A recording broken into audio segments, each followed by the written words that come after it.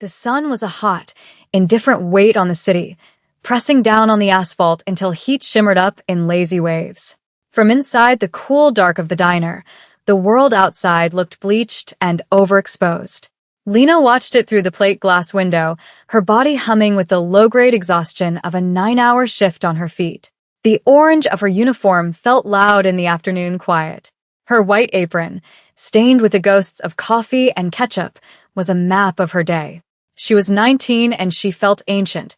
Most days, she measured her life in stacked plates and wiped-down tables. Today was no different. Then she saw the woman. She was sitting at one of the wrought iron tables on the patio, a small, still figure lost in the glare. An old woman, Korean by the delicate architecture of her face, with a cloud of white hair and sunglasses so dark they seemed to swallow the light. She wasn't eating. A plate of half-eaten kimchi stew sat before her, untouched for the last 20 minutes. The woman's hands were folded in her lap, her head tilted as if listening to a conversation only she could hear. It was her stillness that caught Lena's attention. Tourists fidgeted, locals checked their phones. This woman simply existed, a study in patience.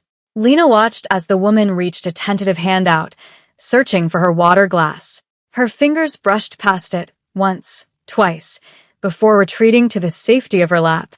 She was blind. The realization landed not with a jolt, but with a soft, aching sense of recognition. Another person navigating a world not built for them. Lena knew that feeling down to her bones. Her manager, a man whose patience was as thin as his hairline, was watching the clock. Her shift was over. Freedom was 5 minutes away. But the image of the woman's searching hand stayed with her. Compassion was a luxury, a thing she usually couldn't afford to feel this deeply after a long day. It cost energy she didn't have. But sometimes it wasn't a choice. It was an imperative. Lena untied her apron, folding it and placing it on the counter. She clocked out. Instead of pushing through the front door and into the blessed anonymity of the street, she grabbed a fresh fork and a glass of water. She walked out onto the sun-drenched patio, the heat hitting her like a physical blow. The air smelled of exhaust fumes and hot concrete. She approached the table quietly. The woman didn't stir, her posture unchanged. Lena pulled out the chair opposite her and sat down, the metal groaning in protest. The woman's head turned slightly towards the sound. "Excuse me," Lena said, her voice soft. "Mang?" "My name is Lena. I saw you from inside. Would you like some help with your meal?" The woman remained silent for a long moment. Her face was a mask of wrinkles, each line telling a story Lena couldn't read. Finally, she gave a small, almost imperceptible nod. Lena took that as permission. She moved the plate closer, the rich, spicy scent of the stew rising in the heat. "It's a kimchi jjigae," Lena said, more to fill the silence than anything else. "It smells really good." She took the fork, speared a small piece of tofu and some cabbage and held it out. "It might be a little hot." She blew on it gently, a gesture learned from a childhood spent caring for younger siblings. She brought the fork to the woman's lips. The woman hesitated, then opened her mouth. Her trust was a fragile, precious thing.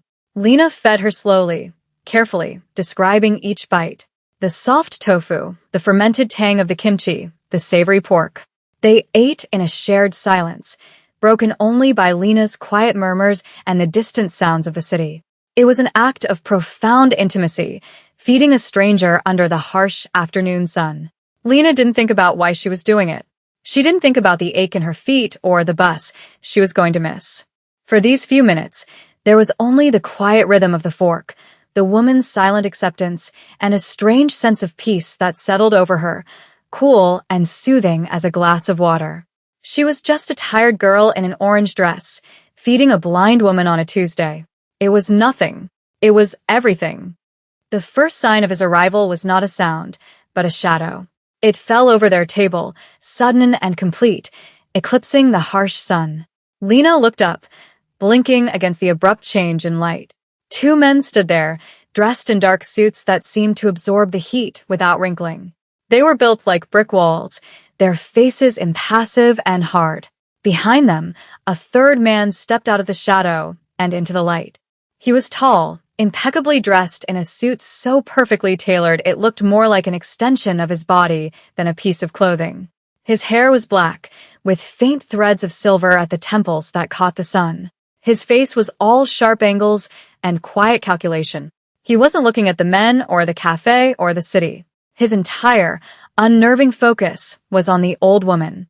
And on Lena. His eyes, dark and intelligent, swept over the scene. The half-empty bowl of stew, the fork in Lena's hand, her fingers resting near the old woman's arm. It was an assessment cold and thorough. He was cataloging a threat. The peaceful bubble she and the woman had occupied burst, and the air crackled with a new, dangerous energy. The old woman, Haewon, seemed to sense it too. She stiffened, her head turning towards the man. "Min-jun," she said, her voice a thin, reedy whisper. It was the first word she had spoken. The man, Min-jun, moved to the table. His movements were economical and precise, radiating a kind of coiled stillness that was more menacing than any overt aggression. He knelt beside his mother's chair, ignoring Lena completely. He spoke to his mother in Korean, his voice a low, smooth murmur that was a stark contrast to his intimidating presence. Lena couldn't understand the words, but the tone was one of gentle concern, laced with an undercurrent of something else. Control. Ownership. He was the eye of a storm, and his men were the destructive winds that followed his command. Lena felt a primal urge to run, to disappear back into the city's anonymity. She was a waitress. These people, this man, they were from a different world, one that operated on rules she couldn't begin to comprehend. One of the men in the suits took a step towards her. It was a small movement, but it felt like a tectonic shift. Min-jun finished speaking with his mother and rose to his full height. He finally turned his attention to Lena. His gaze was not overtly hostile, but it was heavy, analytical. It felt like being weighed and measured. "Who are you?" he asked. His English was perfect, the accent subtle and clean. The question hung in the air, simple and direct, yet carrying the weight of an interrogation. "My name is Lena," she said, her voice steadier than she felt. "I work here." "I was just helping your mother with her lunch." She held his gaze, refusing to be the first to look away. It was a small act of defiance, maybe a foolish one, but it was all she had. His eyes narrowed slightly, a flicker of something unreadable in their depths. "Surprise? Annoyance?" He glanced at the bowl, then back at Lena. "You fed her," it wasn't a question. It was a statement of fact, delivered with a tone of quiet disbelief. As if the act itself were an anomaly, a variable he hadn't accounted for. "She couldn't find her fork," Lena explained, her professionalism kicking in. It was easier to pretend this was just a customer service issue. "I was happy to help." Min-jun said nothing. He simply watched her, his stillness a weapon. The silence stretched, thick with unspoken things. Lena could feel the eyes of his two guards on her back. The city noise seemed to fade into a dull roar. In that moment, she understood that this man was powerful. Not just rich man powerful, but a different kind of powerful. The kind that reshaped the world around him through sheer will. The kind that came with men in dark suits and an aura of quiet menace. He was, she realized with a cold certainty, dangerous. He was a Korean Mafia boss. The thought wasn't a wild leap. It was a logical conclusion drawn from the evidence in front of her. The deference of his men, the absolute control in his posture, the way the very air seemed to bend to his presence. He finally broke the silence. "My mother has not allowed a stranger to assist her in years." He looked from Lena to his mother, whose face remained placid, turned towards the sound of his voice.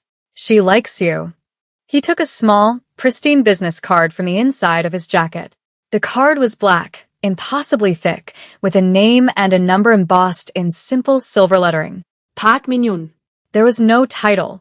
A man like him didn't need one. He held it out to her.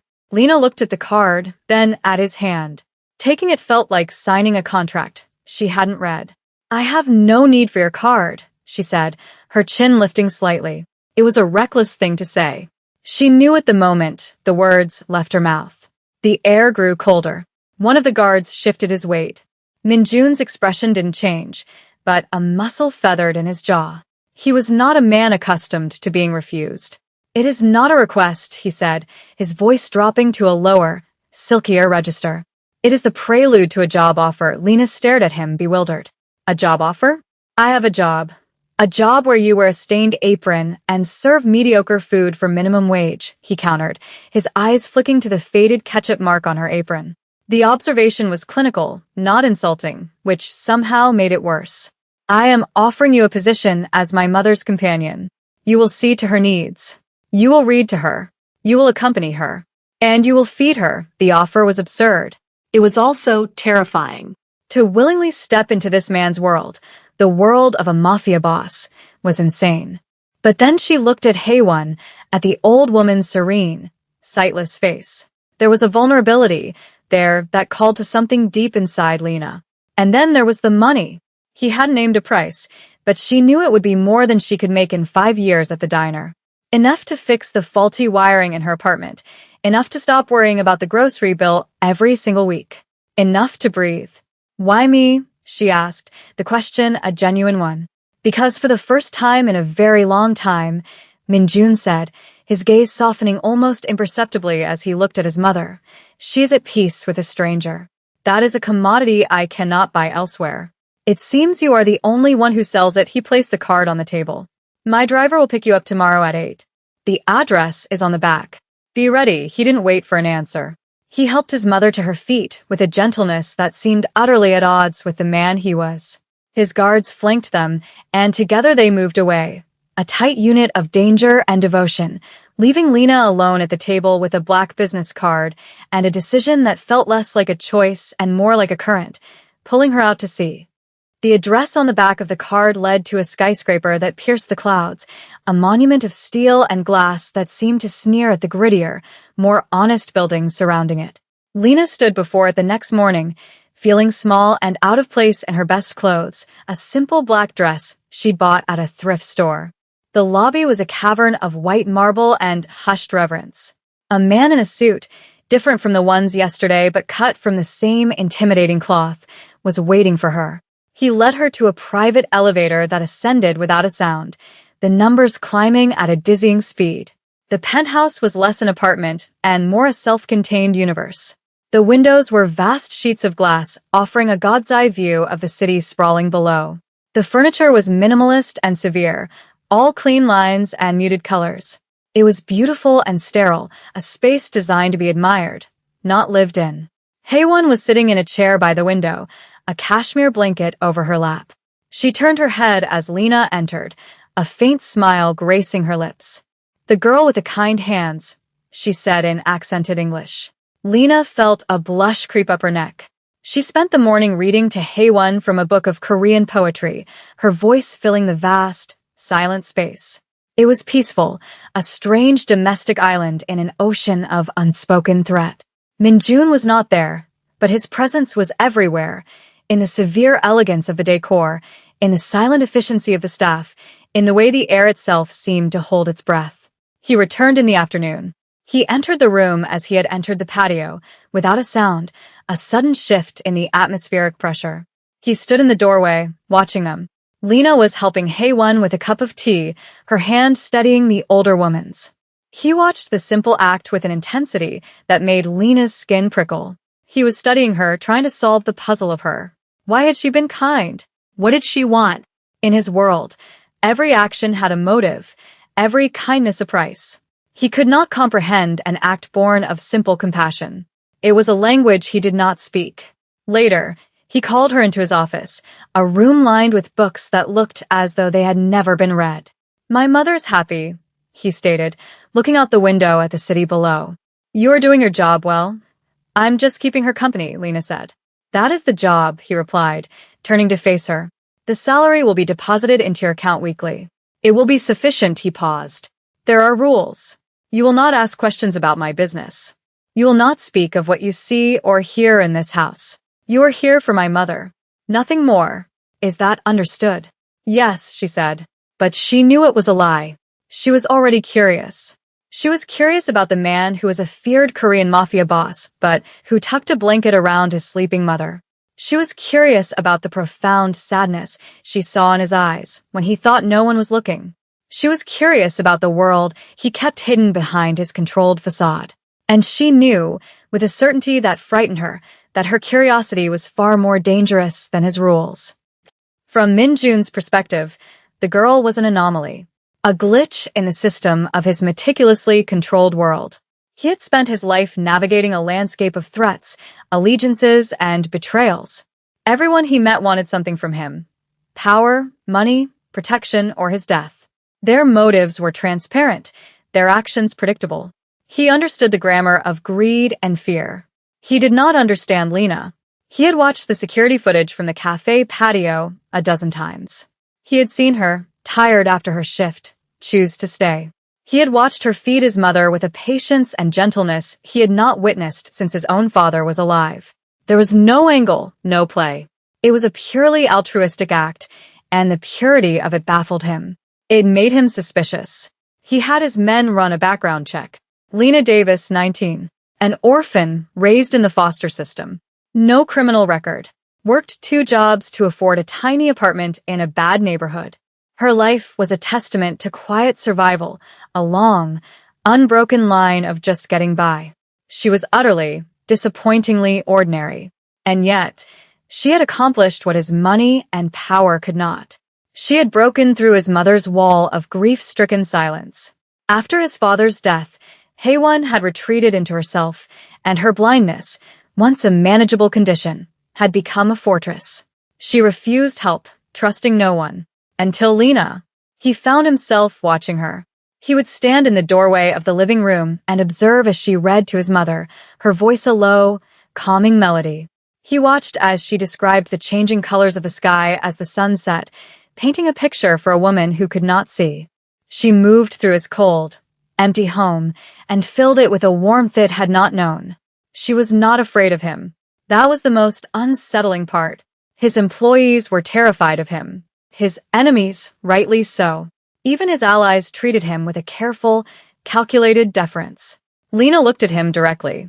She answered his questions with an unadorned honesty that was both refreshing and unnerving. She treated him not as a mafia boss, not as a figure of fear, but as a man. His mother's son. It was disarming. It was dangerous. He was Park Min-jun, leader of the Golden Dragon Syndicate, a man who had inherited a criminal empire and made it twice as powerful, twice as ruthless. He had blood on his hands, secrets that could topple governments. He was a monster in a bespoke suit. And this girl, this waitress, with her thrift store dress and her steady gaze, she was beginning to make him forget what he was. She was a single, soft note in a symphony of violence, and he was terrified he was starting to prefer the melody to the noise. One evening, a week into her employment, Lena stayed late. A storm was raging outside, and Min-jun had insisted his driver would take her home when it passed. He was working in his office, and Haewon had fallen asleep in her chair. The penthouse was quiet except for the sound of rain lashing against the windows. A catering service delivered their meals every day, sterile containers of perfectly prepared food. Tonight, Lena found herself in the vast and used kitchen. On a whim, she found rice, eggs, and some vegetables in the pristine refrigerator. She began to cook. The simple, domestic sounds, the chop of the knife, the sizzle of oil in a pan, felt like a small rebellion in the silent, imposing space. She made a simple fried rice, the kind of comfort food she'd learned to make for herself when she was a lonely kid in a group home. The smell, rich and savory, filled the apartment.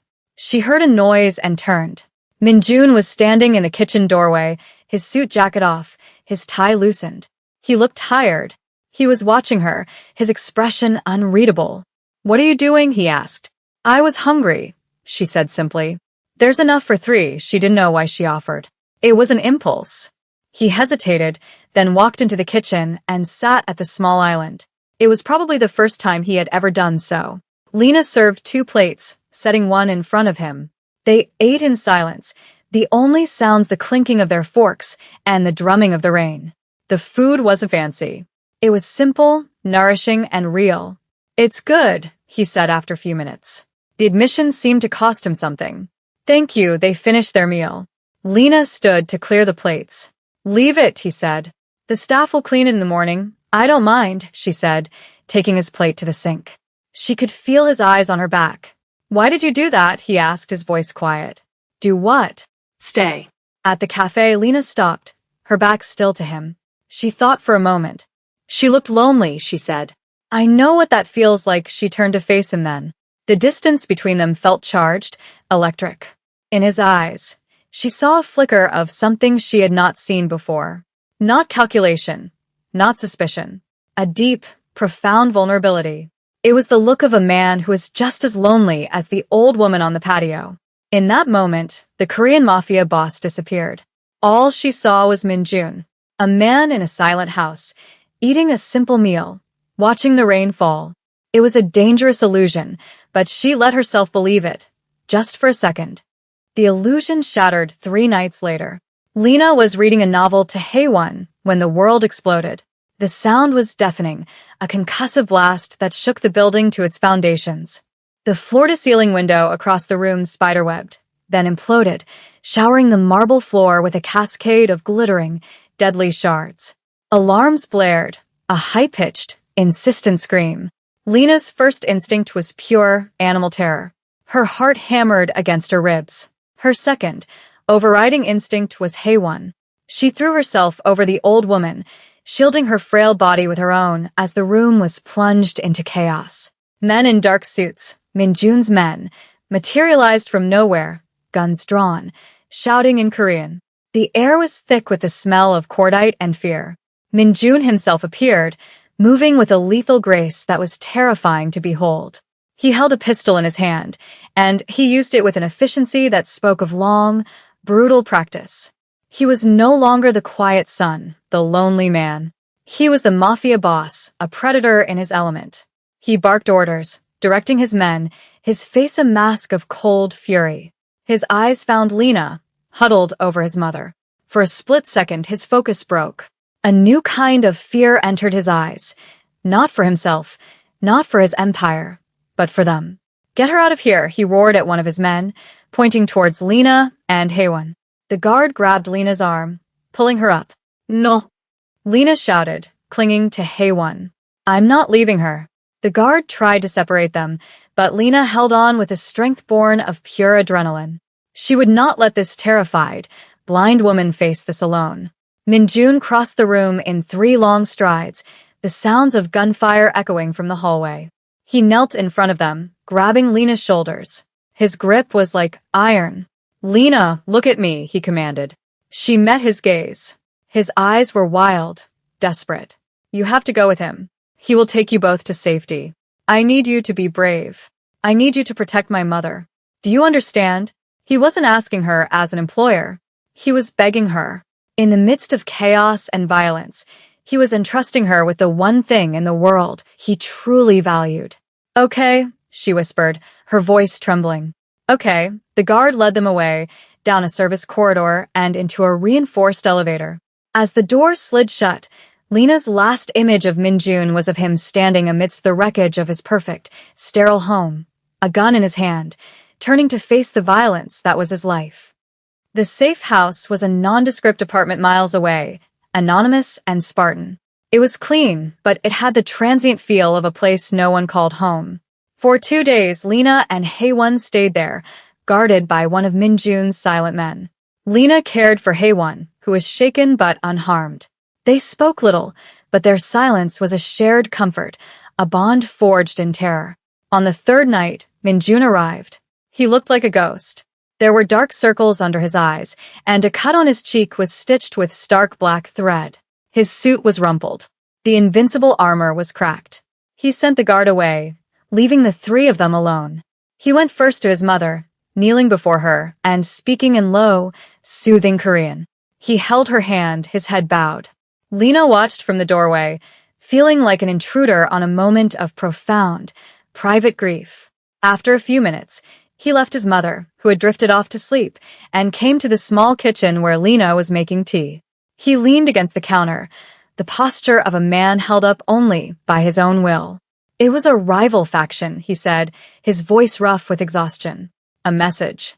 They know my mother is my weakness. He looked at Lena then, and the control in his eyes was gone, replaced by a raw, unguarded emotion. And now they know you are, too. The words hung between them, a confession more intimate than any touch. They saw you, he continued. They saw how you protected her. In their world, that kind of loyalty is not given freely. They will assume you are mine.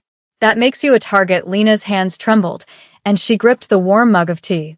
So what happens now? She asked. I can make you disappear, he said, his voice flat.